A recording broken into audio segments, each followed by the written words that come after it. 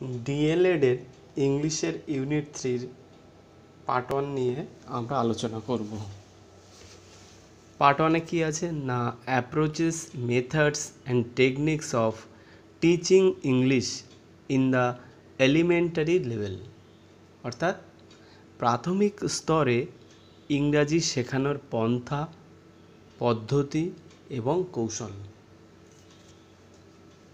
এটা হলো unit 3 chapter. তার যে পার্ট 1-এর অংশের মধ্যে কী আছে, concept of approaches, methods and techniques, definition and differences between them, importance of approaches and methods in teacher education programs. পন্থা, পদ্ধতি এবং কৌশলগুলির ধারণা, তাদের মধ্যে সংজ্ঞা এবং পার্থক্য, শিক্ষামূলক প্রোগ্রামগুলিতে পন্থা এবং পদ্ধতির গুরুত্ব।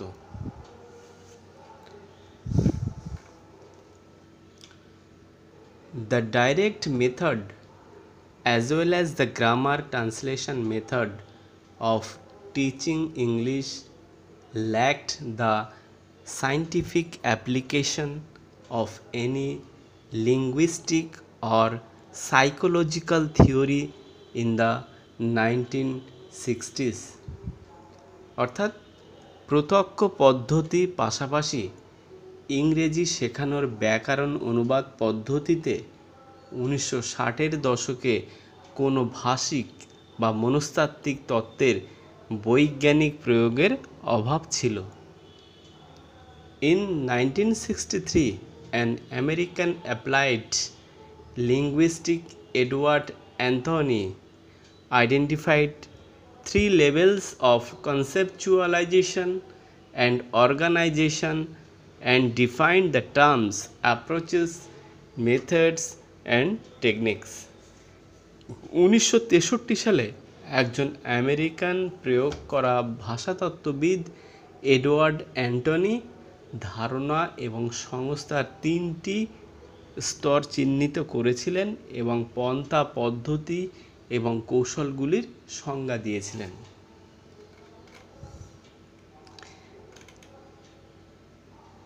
অ্যাপ্রোচ, মেথড অ্যান্ড টেকনিক্স, এই টার্মগুলো মনে হয় একে অপরের সাথে একই রকম আর কি, এগুলোকে আইডেন্টিফাই সহজে করা যায় না।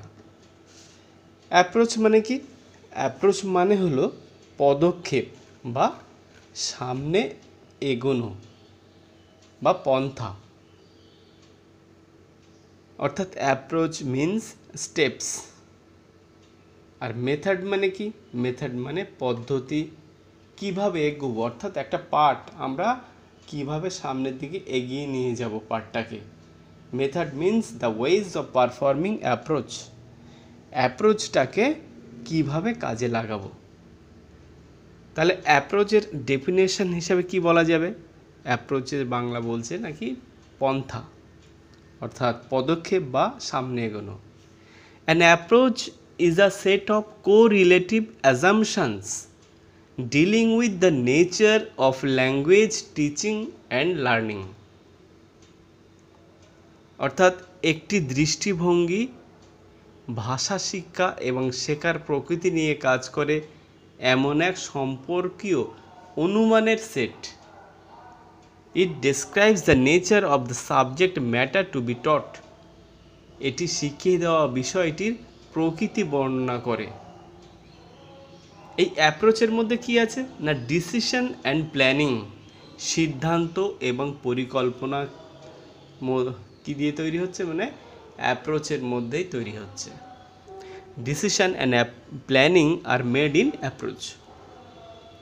অ্যাপ্রোচ কিন্তু fundamental, approach is fundamental because without approach no method can function. Approach ছাড়া কোনো মেথড বা পদ্ধতি কাজ করতে পারে না। অ্যাপ্রোচ কি একটা গাছের মতো, approach is like a tree. এরপরে আসছে কি আমার অ্যাপ্রোচের পরে মেথড বা পদ্ধতি। মেথড বা পদ্ধতি হলো এ method is an overall plan for the orderly presentation of language material. একটি পদ্ধতি হলো ভাষা উপাদানের সুবিন্যস্ত উপস্থাপনের জন্য একটি সামগ্রিক পরিকল্পনা। No part of the method evolved contradicts the principles of the approach on which is based. পদ্ধতির কোনো অংশ নেই বিবর্তিত হওয়া পদ্ধতির নীতিগুলির বিরোধিতা করে। অর্থাৎ মেথডস মানে কি পদ্ধতি বা কিভাবে আমরা এগিয়ে যাব সামনের দিকে। Method means the ways of performing approach. এই মেথডের মধ্যে in method application of the decision and planning is performed in a proper way. সিদ্ধান্ত এবং পরিকল্পনার যে প্রয়োগটা একটা সঠিক পথে এটা সম্পাদন হয় কিসের মধ্যে? না, মেথডের মধ্যে। Method is also fundamental but depend on approach. Method কিন্তু অ্যাপ্রোচের উপরে নির্ভরশীল। অ্যাপ্রোচটাকে যদি আমরা একটা গাছ বলি তাহলে মেথড হলো তার ফল। A method is result of approach. A method is a level at which planning takes place to put a theory into practice. একটি পদ্ধতি হলো সেই স্তরকে যেখানে কোনো তত্ত্বকে অনুশীলনে রাখার জন্য পরিকল্পনা নেওয়া হয়। এরপরে আসছে আমার টেকনিক বা কৌশল। টেকনিক বা কৌশল কি? না, এ technique is implementational that which actually takes place in a classroom. একটি কৌশল বাস্তবায়িত হয় যা বাস্তবে একটি শ্রেণীকক্ষে হয়। It is a particular way of doing things to accomplish an immediate objective. তাৎক্ষণিক উদ্দেশ্য অর্জনের জন্য জিনিসগুলি করার এটি একটি বিশেষ উপায়। Techniques must be consistent with a method which in turn must be in harmony with the approach. কৌশলগুলি অবশ্যই কোনো পদ্ধতির সাথে সামঞ্জস্যপূর্ণ হতে হবে, যার ফলস্বরূপ অবশ্যই কোনো পন্থার সাথে সামঞ্জস্য করা উচিত। অর্থাৎ তাহলে কি হলো আমার? অ্যাপ্রোচ, মেথড আর টেকনিক্সের মধ্যে পার্থক্যটা কোথায়? না, প্রথম হলো আমার অ্যাপ্রোচ, তারপরে হলো মেথড, তারপরে হলো আমার টেকনিক্স।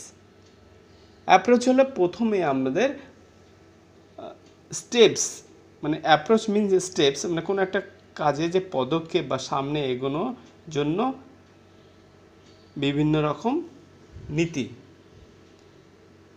সেই নীতির মধ্যে কি আমরা তারপরে আসছে কি এই অ্যাপ্রোচটাকে এগিয়ে নিয়ে যাওয়ার জন্য আমাদের কাছে বিভিন্ন রকমভাবে আমরা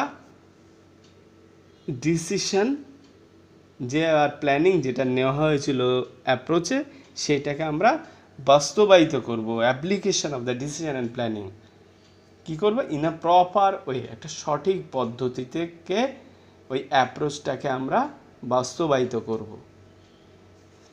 এই অ্যাপ্রোচটাকে বাস্তবায়িত করব, তার কিসের মাধ্যমে পুরোপুরিভাবে আমার বাস্তবায়িত হবে? না, এটা একটা টেকনিকের মাধ্যমে। কোথায় টেকনিকটা অ্যাপ্লিকেবল হবে? টেকনিকটা বাস্তবায়িত হবে ক্লাসরুমের মধ্যে। এটা বাস্তব ক্লাসরুমের মধ্যে সেটা বাস্তবায়িত হবে। এই অ্যাপ্রোচ, মেথড অ্যান্ড টেকনিক্স এরা কিন্তু একে অপরের সাথে জড়িত, একে অপরের উপর নির্ভরশীল, সামঞ্জস্যপূর্ণ হতে হবে। তাই যদি না হয় তাহলে কিন্তু আমার এই অ্যাপ্রোচ, টেকনিক, মেথড, টেকনিক এগুলো কিন্তু তাহলে কার্যকরী হবে না। কোথায় কার্যকরী হবে না? না, আমার